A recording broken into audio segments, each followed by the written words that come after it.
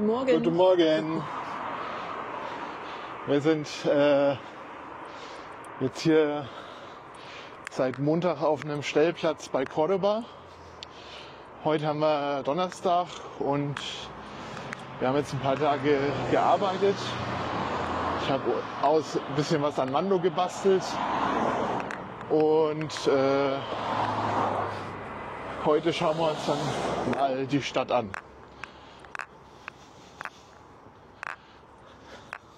Genau, wir gehen erstmal zum Palast, den schauen wir uns an und zu bekannten Sehenswürdigkeiten. Ansonsten lassen wir uns auch ein bisschen treiben, was wir auch sehr gerne machen und schauen mal, wo uns die Reise so hinführt. Da nehmen wir euch in jedem Fall mal mit. Cordoba, der ein oder andere wird den Namen dieser Stadt schon mal gehört haben. Gerade der Generation meiner Eltern und Großeltern wird vermutlich noch die Schande von Cordoba im Gedächtnis sein, als die deutsche Fußballnationalmannschaft im letzten Vorrundenspiel der WM 1978 gegen Österreich 3:2 verlor und somit beide Teams ausschieden. Doch dabei handelt es sich um das Cordoba in Argentinien. Damit hat diese Stadt in Spanien also nichts zu tun. Cordoba ist eine UNESCO-Weltkulturerbestadt, bekannt für ihre Mischung aus römischer, islamischer, jüdischer und christlicher Geschichte und beeindruckender Architektur. Womit verbindet ihr den Städtenamen? Wart ihr auch schon mal hier oder in einem anderen Cordoba? Schreibt es uns in die Kommentare.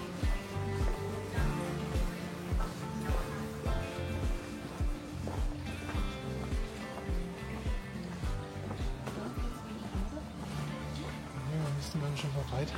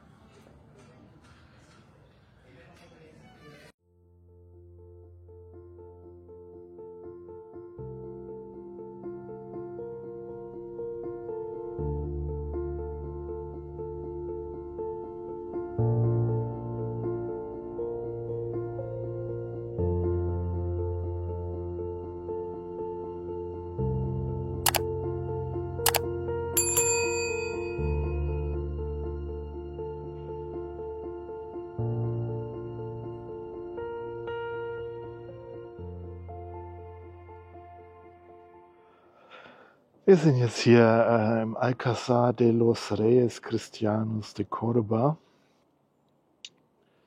Ich blende es auf jeden Fall nochmal ein, den Namen. und schauen uns jetzt hier die Paläste der königlichen Christen an, so wie ich das jetzt übersetzen würde.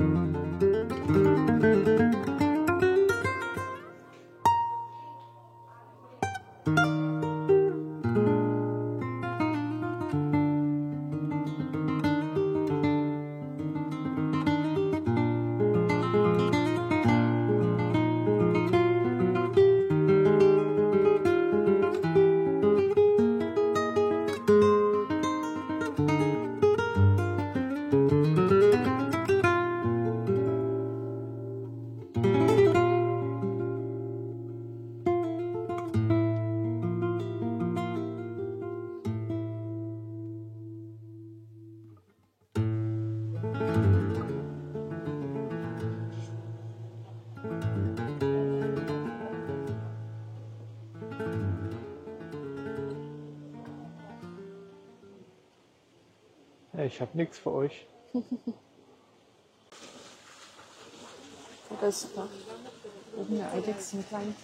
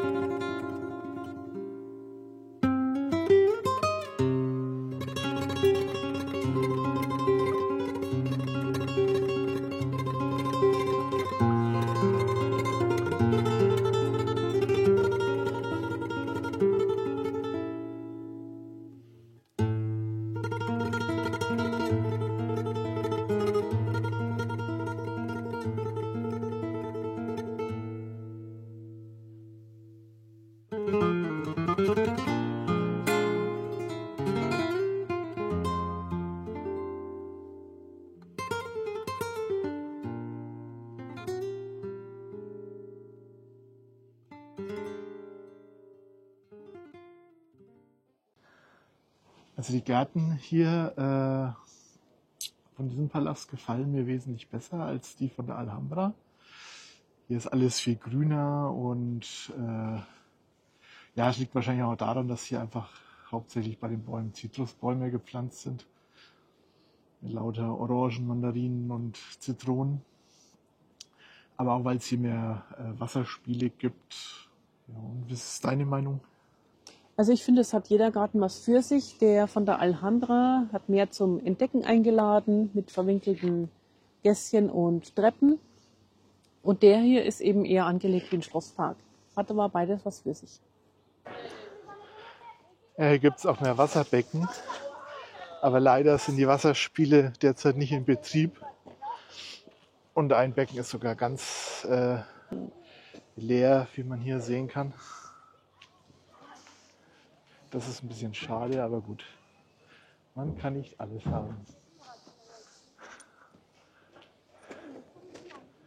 Auch ist hier ein Teil vom Park derzeit anscheinend komplett abgeriegelt. Aber das ist nur ein kleiner Teil.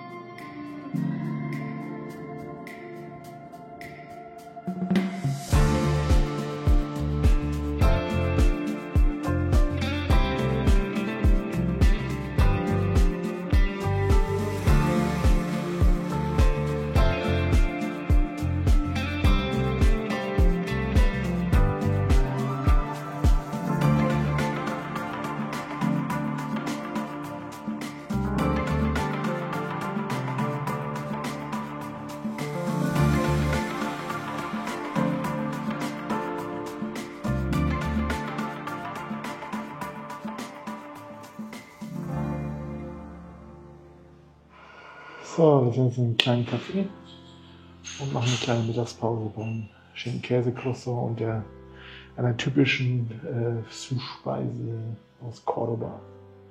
Bin ich schon mal gespannt. Ja, die Einrichtung ist nicht so ganz typisch, aber es soll hier sehr gut sein.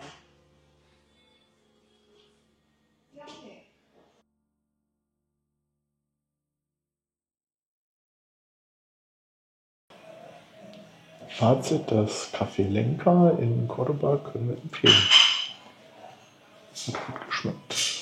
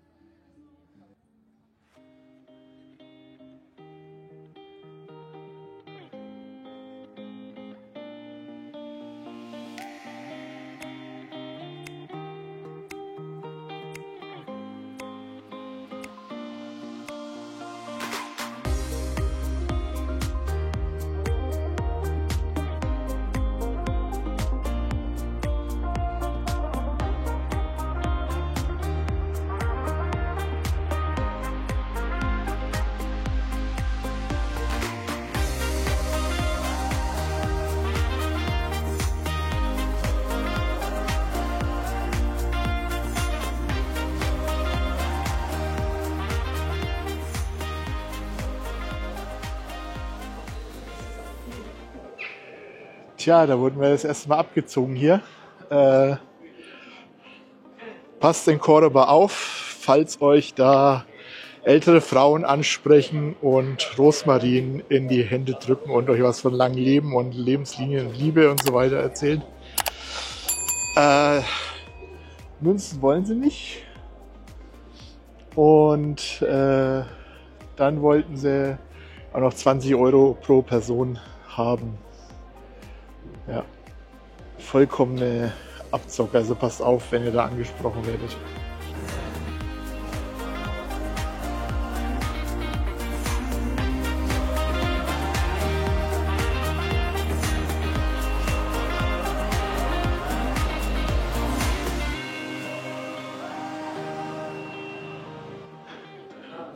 Wir gehen jetzt zu Calea del Panuela.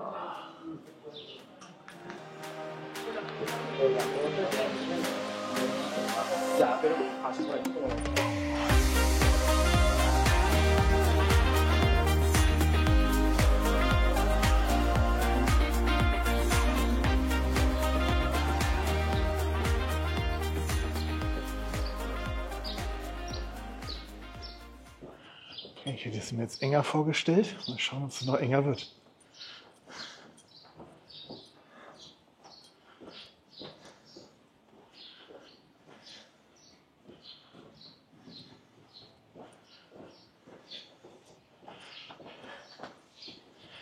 Ja.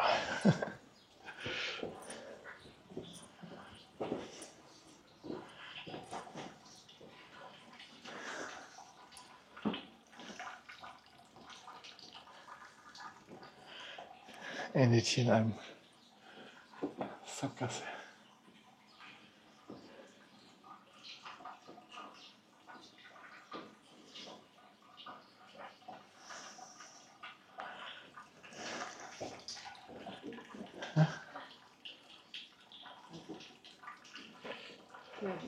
Durchgang.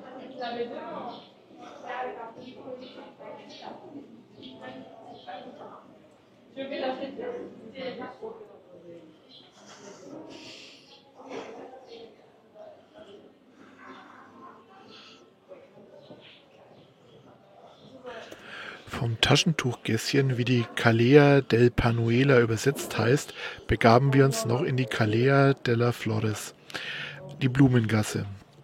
Eines der beliebtesten Fotomotive Córdobas. Dort fanden wir auch einen Laden, der die vorher im Café probierten Pastel Cordobés hatte.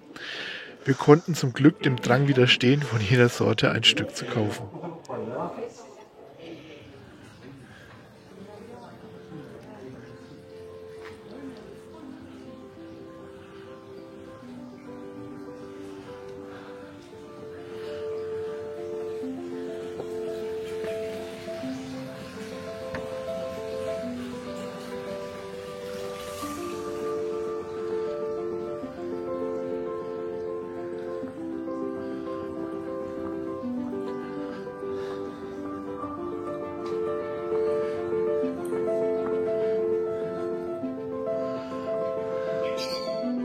Anschließend machten wir uns auf die Suche nach der richtigen Bushaltestelle, was in Córdoba nicht ganz so einfach ist, zumal unsere Buslinie zwar in Schleifen fährt, aber der Busfahrer uns an der Haltestelle, an der wir ausgestiegen waren, kurz vor der Endhaltestelle, nicht einsteigen lassen wollte, weil er wohl Feierabend machte. Als wir dann zu der richtigen Haltestelle gehetzt waren, weil die Überlandbusse nur einmal pro Stunde fahren, erwischten wir dann zum Glück unseren Bus und fuhren zurück zu unserem Stellplatz außerhalb. Und damit beenden wir auch das heutige Video. Im letzten Video hatten wir zwar gesagt, dass wir euch heute mit nach Córdoba und Ronda nehmen, aber dann wäre dieses Video doch zu lang geworden. Deshalb verschieben wir den Besuch der Weißen Stadt auf das nächste Mal. Wenn euch dieses Video gefallen hat, würden wir uns sehr über einen Daumen nach oben und ein Abo, welches euch nichts kostet, aber uns hilft zu wachsen, sehr freuen. In diesem Sinne, live long and prosper. And may the force be with you.